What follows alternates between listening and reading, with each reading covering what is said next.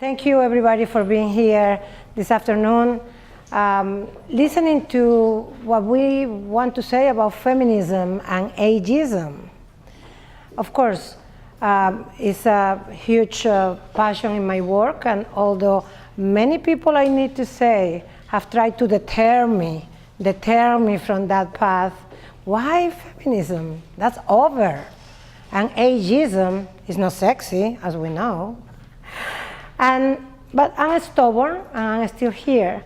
So I really appreciate that you are here to share with me that passion in my work. Now, before I get into the depth of what I want to say, I would like to tell you maybe the three things that I want you to take away from here today will be, one, because I can get on and on and on, and maybe you will get lost. So let's put it for the records. The first thing will be what happened with that feminism that we remember and the other wave that had happened. Where is it? The second part is if we talk about those feminists and we think about those fighters, what are the new battles that they are facing? What are the new challenges that they are coming up against? And then in that part, we, of course, will talk about the ageism, another ism. And the third, maybe, what is the way out? Is there a way out? Before I start trying to wrap my head around all that, because believe me, that's all for a 3-year course, so I'm going to try to make it in 50 minutes so that we can go back and enjoy the view and the wine. Sometimes when people try to steer me away from the topic, I ask why I keep coming back. Being stubborn is okay. I kind of ended accepting that reality. But through the years, to tell you the truth, I have coming back to that question, why? Why this topic? Of course, why me? But why the topic, especially having so many others? And I will tell you a story. I love telling stories. And in this case, it's very important because really without knowing, it planted the seed of what I'm doing now, 200 years later. When I was growing up, maybe I would say 8 or 9. My parents, God bless their heart, they needed to put up with me, but my parents, trying to do the right thing to do, they came to me, and after many years of going back and forth, getting together, separating again, and coming back together, that day, they decided that finally it was time to divorce. And they called me, as good parents do, face me, say, darling, we are going to divorce. It was like a slap on the face. Well, not too original, people divorce and get together, and that was not the point. The caveat to the situation is they look at me, and I'm looking at my parents, and let me tell you, my parents, I love both of them, and like all of us, we need always to find who is the good guy in the movie and who is the bad guy. We all do that with parents or friends. So for me, of course, because my father was the permissive one, the cool one, he was my hero. My mom, nonetheless, she was the disciplinarian. She was the one that needed to prove that despite of the divorce and despite of the back and forth, I was coming out to be perfect. And that the divorce or her was not going to be blamed for it, I imagine.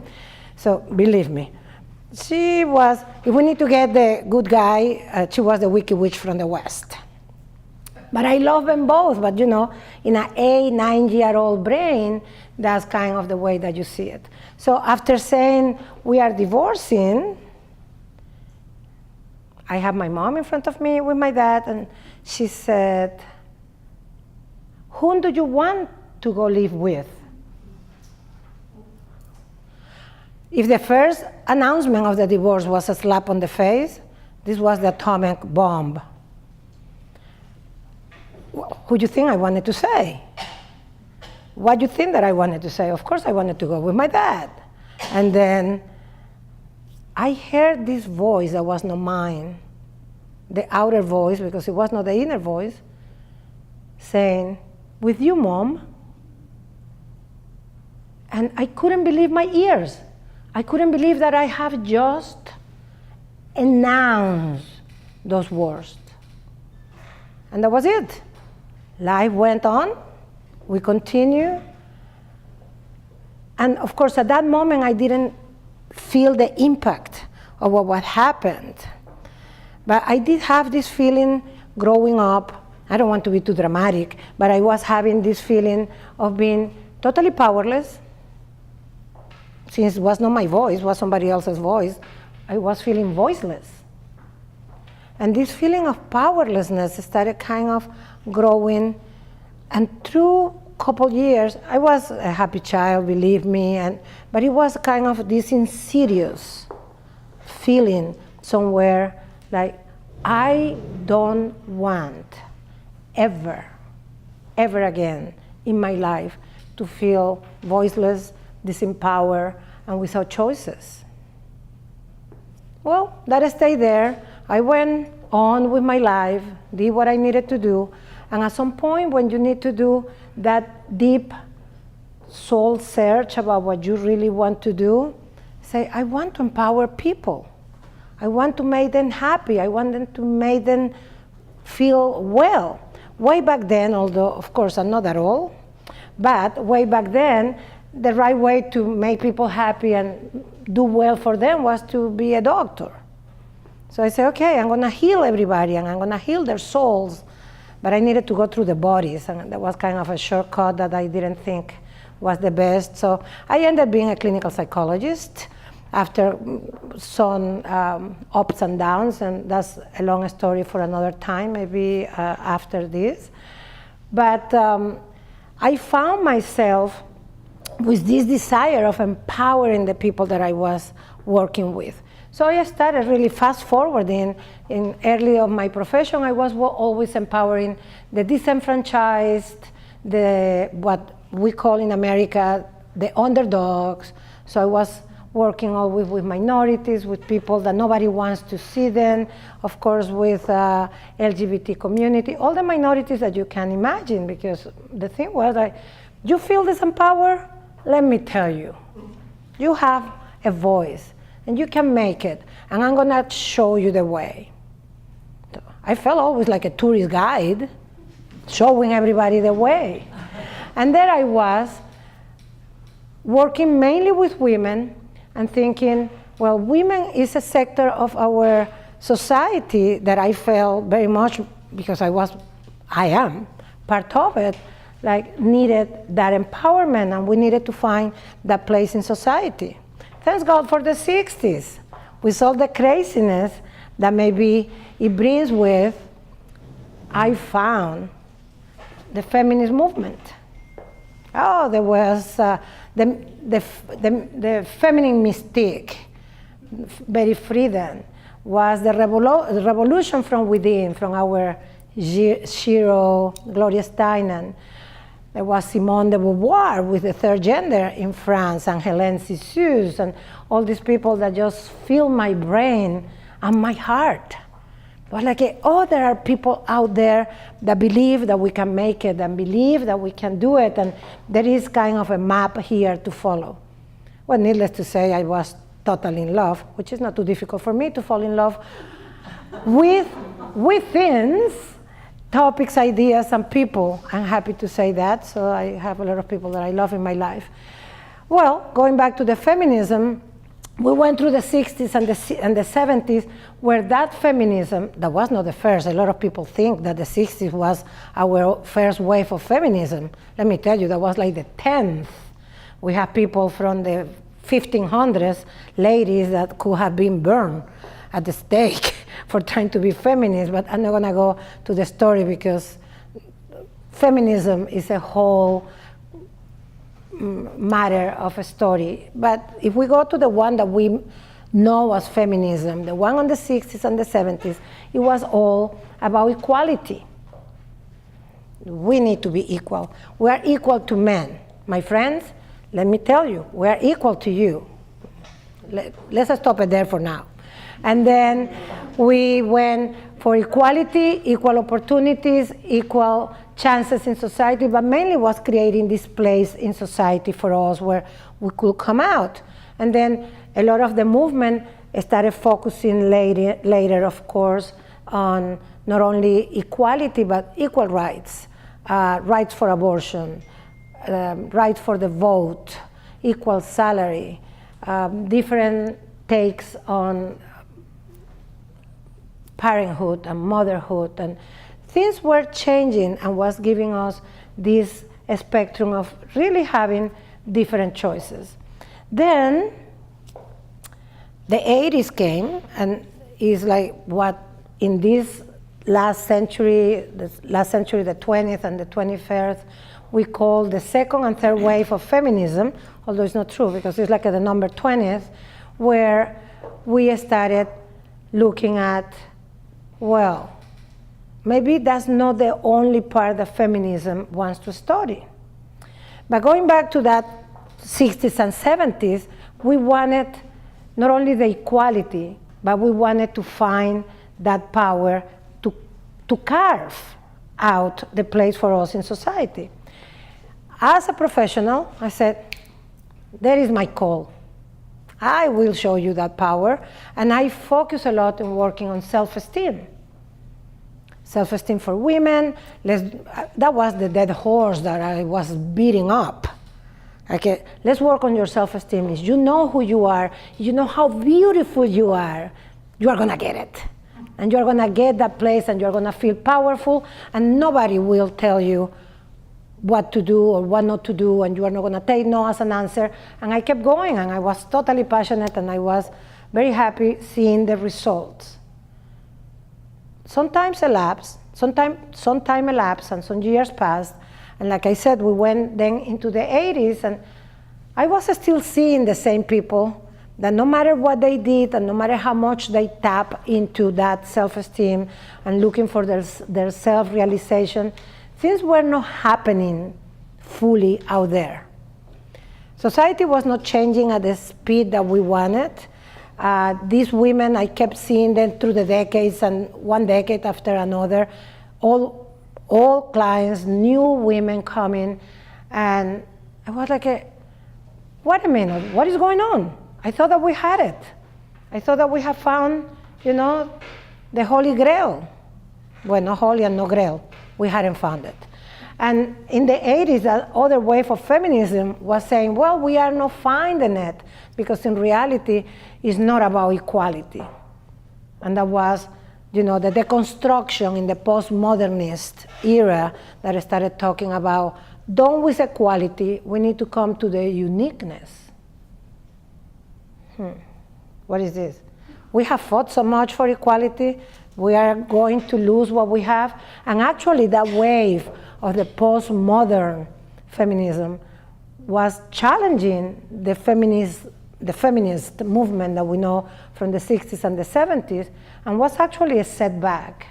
When you dive into feminist studies and you see the story of the movement, you can see that the scholars are saying that that approach of no equality but uniqueness, like don't compare me, I don't want to be equal to you, was a real setback in our movement and took away many of the things that maybe we have really conquered, some of our conquests. Actually, in that era, is what you call academically the construction, that postmodern era of the deconstruction. Our good friend, Shiro for all of us, Gloria Steinem, said, she have all these wonderful quotes, said, I would like to put a sign on the road to Yale, the university, that says, beware, the construction ahead. Because she was telling us, be careful what you are doing, talking about this deconstruction issue, because what it's saying is that you are so unique that we cannot compare, we cannot connect, we cannot have anything in common, so we cannot have even common battles or common victories. So it was a kind of risky, and that was very pervasive for many of the young women that were getting, in those moments, form in academia or in the movement. So with all that, I said, well, where are we anyway? If, let's say that yes, let's stay, always trying to mediate the thing, maybe coming from so many separations and divorces, trying to be the mediator, I guess.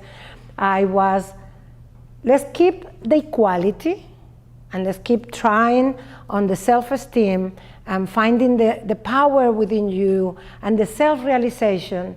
And then, why, once that you are powerful, be the unique, powerful you. Well, nobody listens, really, at that point. It was a good idea, and I said, and I kept seeing the same thing. Even if people were trying to be unique, then they were isolated. And then I started having more mental health cases, women who were depressed, the anxiety. So one size doesn't fit all. The quality was not there. The uniqueness was not helping. And I started looking at women that started thinking, well, we don't have a problem. We have equal rights. We have everything. And I was like, in what world are you living in? I mean, what brainwash did you go to? Because it's not true. And I started feeling, am I biased?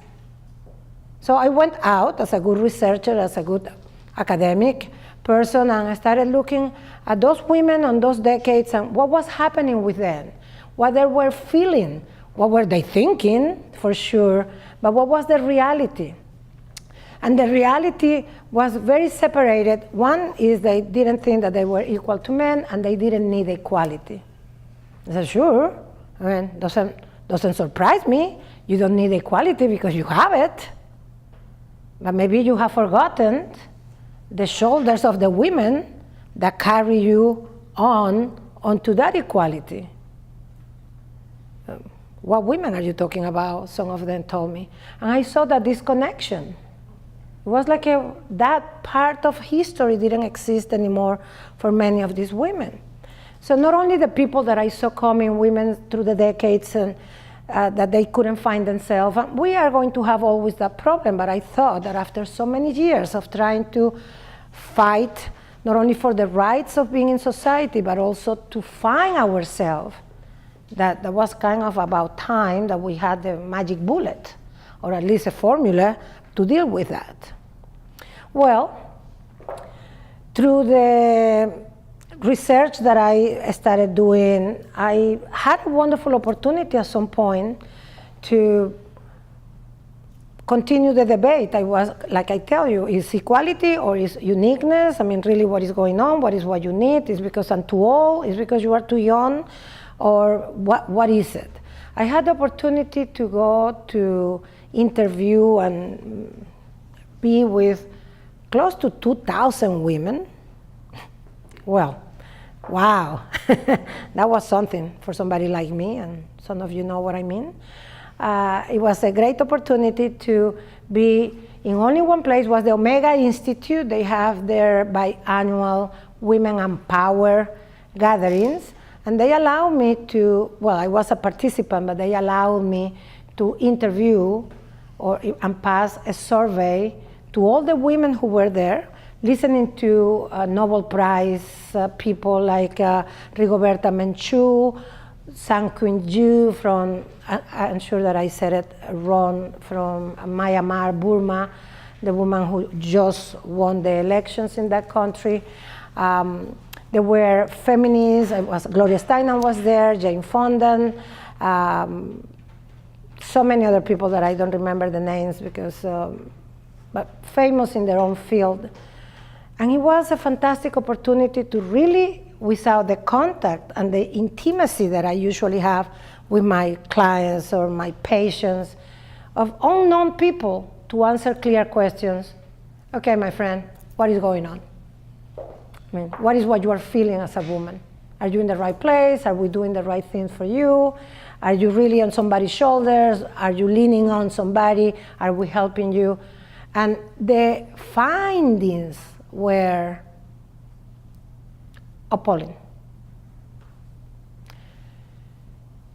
The majority, I need to say, except for most of the speakers that were people my age or a generation prior my generation, most of the women were maybe in their 30s, maybe maximum late 40s, that generation, mid 40s, late 30s. There were a lot of young people in their late 20s as well, but I will say that the bulk of the survey was 30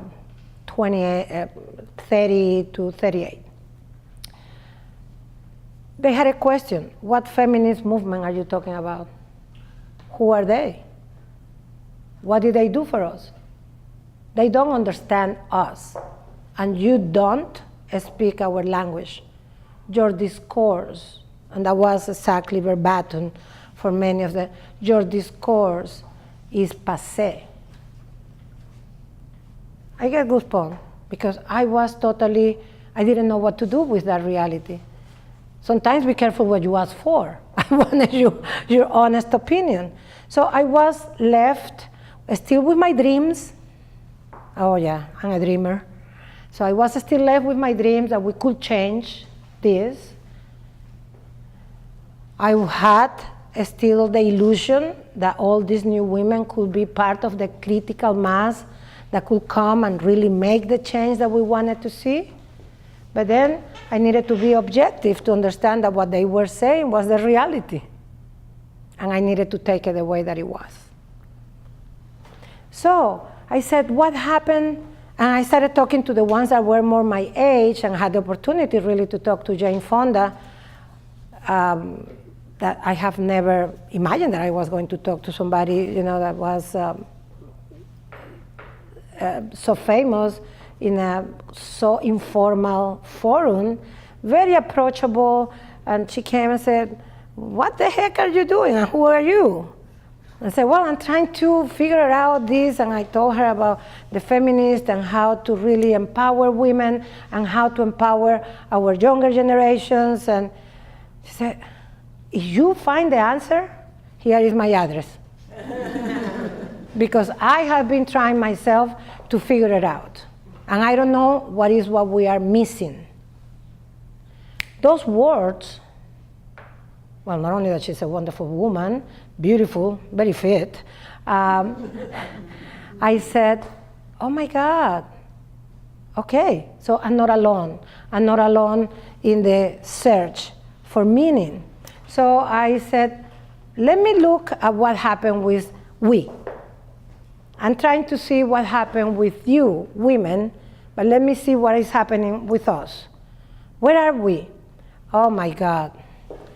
If you think that I had it already bad between, my mother asking me what I wanted to do, whom I wanted to live with, the empowering, the 70s, the everything, I found that we were lost. I say again? I thought that was 30 years ago. What happened with all what we did? Not only what we did with the self-esteem. I remember the 80s when Aquarius was in the zenith. We had the New Age. We even tapped into the power of the goddess. Remember the New Age and the goddess? Yeah, I remember. Say, maybe we resurrect the archetype of the goddess, we will get it. I remember. So I did all this kind of salad and toss and turns of concepts, self-esteem, equality, uniqueness. I said, yes, there it is, the goddess. Let's get a direct line with the goddess and let's be that goddess that is in you. Whatever archetype you find, you can be Artemis, you can be Diana, you can be the warrior, you can be the mother, whatever, but get one, because if you connect with the divine line, you are done. I even wrote a book called Self-Esteem for Women, Utopia or Truth in the New Age, where I said, okay, let's work on the self-esteem and then tap into the goddess. And we had it.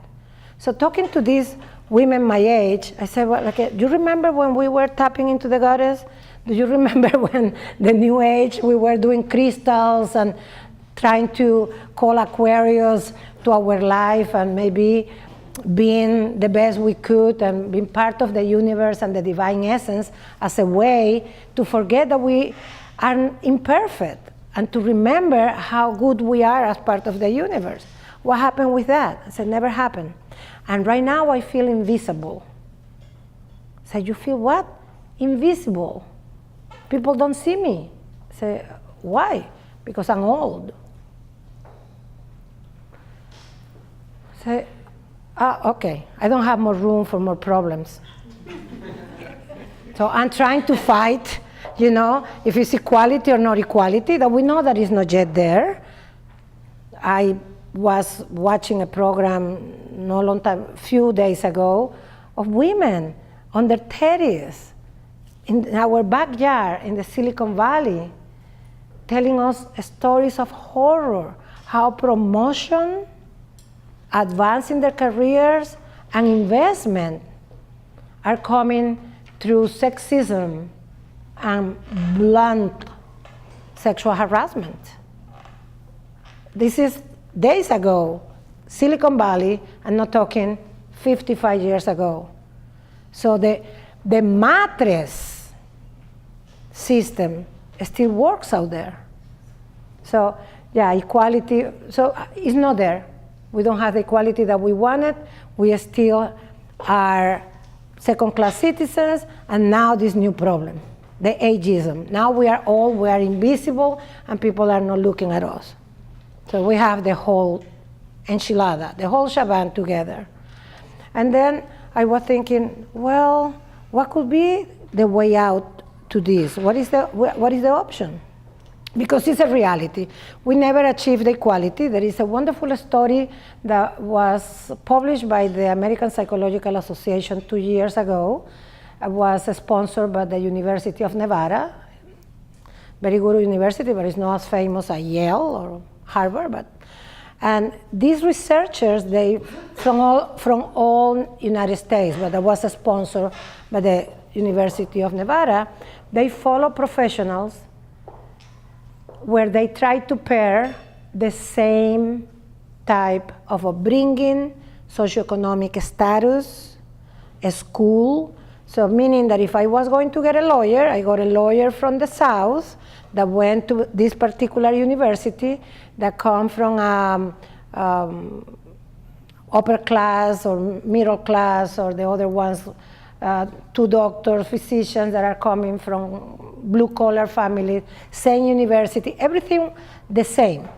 And they follow these people for 30 years to find 2 years ago that at the time that they closed the story, women had, either in retirement, in income, or savings, more than, let's round it, $500,000 less than men.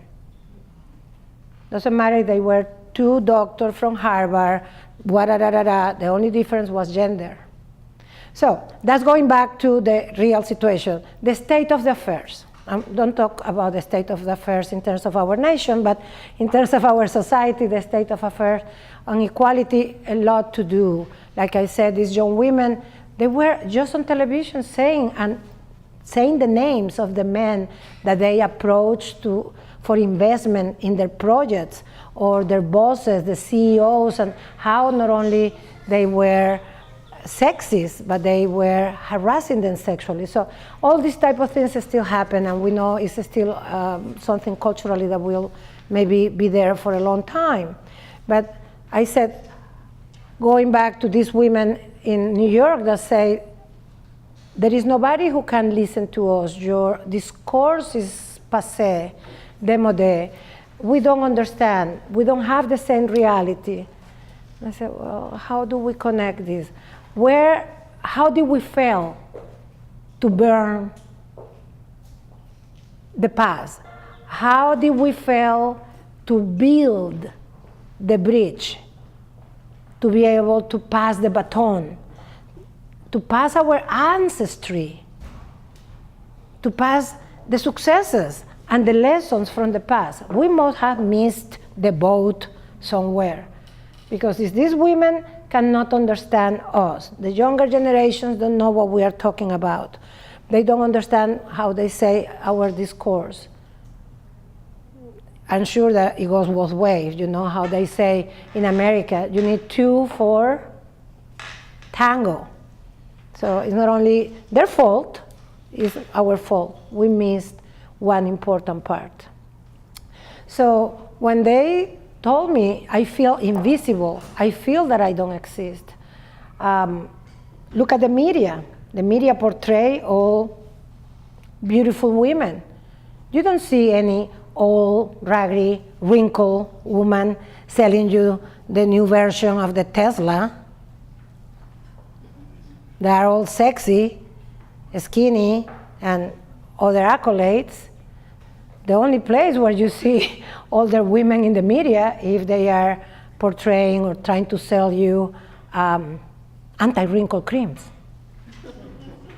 Because we are living in a youth-driven society where fast-paced, efficiency, productivity, and fitness are the values.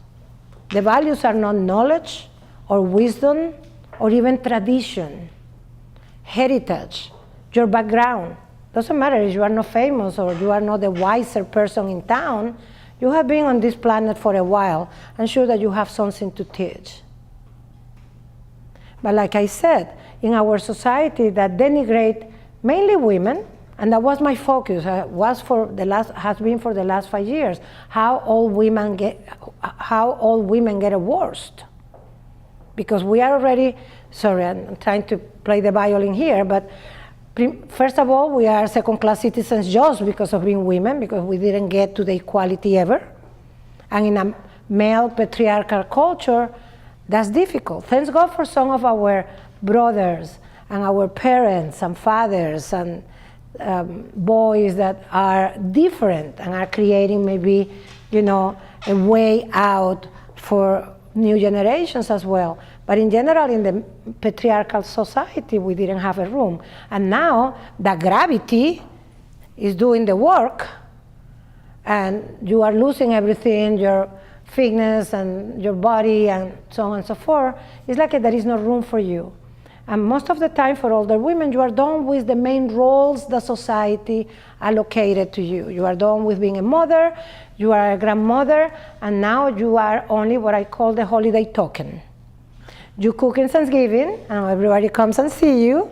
You are ready to gather your family around other holidays, whatever is your religion, you understand what I'm saying, or help packing presents for Christmas, and that's it. Bye, we see you because we are too busy.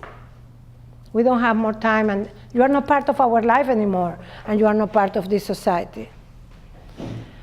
Oh well, so I have all my realities, more problems, and at some point I even look at myself in the mirror and I say, what happened with the goddess? Oops, the goddess is getting older. So I better figure this out now. And what I thought was, okay, we have all the feminist movement, all what we wanted to get, the equality, the uniqueness, plus the divine line with the goddess that didn't work that well, and now we have ageism. So really, I don't have anything else to do. So, no way. Nobody's going to tell me ever, no, you cannot do what you want to do. And I say, there is something to do there. There is a way out. And I was doing all this research, and I set myself to write even a book. I mean, it's going to take me forever to finish that, but it's so much information that I decided, nobody likes this title, but please bear with me, From Crone to Mentor. And the good thing is that nobody likes the title. Why? Because nobody likes the word crone. because crone represents an old, raggedy, hag lady. But when you go to the research, hag, crone, witch, all those were words in the Renaissance that meant wise women. Could you tell me how did we end having all these negative connotations to words that in the past meant something so big? Well, that tells you how we have been beat up, and how, of course, the patriarchal culture tried to impose their values and so on and so forth. So, but that from crone to mentor, I said, well, that could be the passage for older women. And then I realized, sadly, that finally my male friends were joining the forces. We were in the same boat. Sexism was, of course, impacting us women. But at this point, given our youth-driven society, men are impacted as well. If you are not as productive as you were, if you are not as handsome as you were, and you are not as a hot boy as you were, we toss you aside. And you already have the kids, and you don't have anything else to do. So I saw that, of course, although my focus is, and I'm sure will always be, more on women. I mean, somebody needs to focus on us. Come on.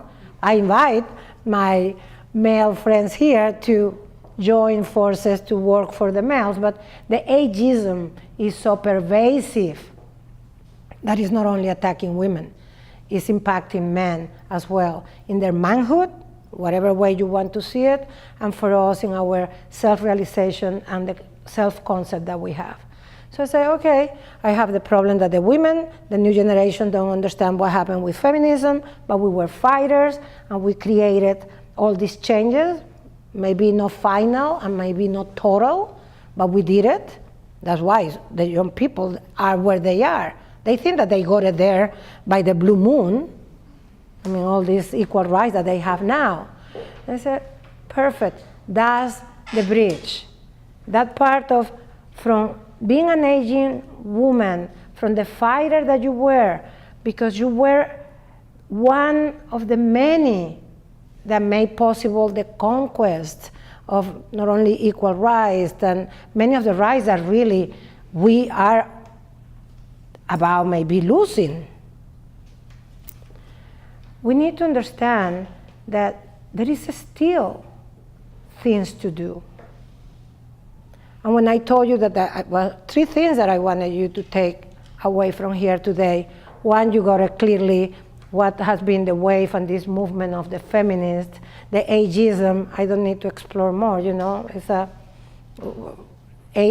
all people are invisible.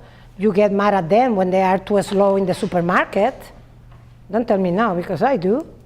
And I advocate for elders, but it's automatic. I'm in a rush. Move on. So we need to change the way that we see old people. I'm not saying, before I continue talking about the bridge, I'm not saying that aging is the best of the phases in life. Come on. Who have not felt the aches and pains of aging? We all have had our parents, our loved ones, our spouses or something, suffering from chronic and debilitating diseases that comes with age. So there is a saying that I have heard around that aging is not for sissies. So, of course, but it's a phase in life, and we are living longer, and there is no way to go against that.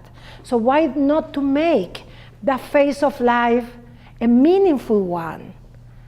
A phase in life that you feel as powerful and self-realized as you were thinking to be when you were 25 or who knows. So it's still a chance. And the chance is for us to burn all those myths about what we did or we didn't do, or that what we cannot do, what the society gives you. Burn all those biases that we have against aging and aging women. and build the bridge to be able to pass the baton to the next and the new generations, to teach them how these shoulders came to be. Many of us are survivors of those fights. And believe me, that's the best role that we can embrace in these last ages, or the phase of aging in our life, is the role of mentor. Finally, the word is there. Being the mentor. A mentor means being wise, being a guide, being a teacher, being there and available. Remember, in the past, we have the circle of sages. We have the house of the wise women in ancient cultures. What is that? Why we don't have it anymore? Let's create it, and let's be those mentors. Let's mentor our daughters. Let's mentor our sisters. Let's mentor our brothers and sons. And let's mentor all this new generation that really need that bridge to be built. And it's our mission to do so. The fight is far from over. And what are we going to do? To get on despair or throw our hands up? No. We need to keep fighting. Because believe me, for all of us who feel that we're getting older and there is no room for us, this is the time for us to lead. Build that bridge and go do your job. And thank you for coming today.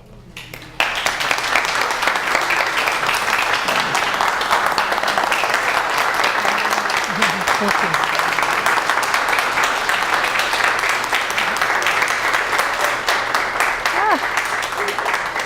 And I get blush.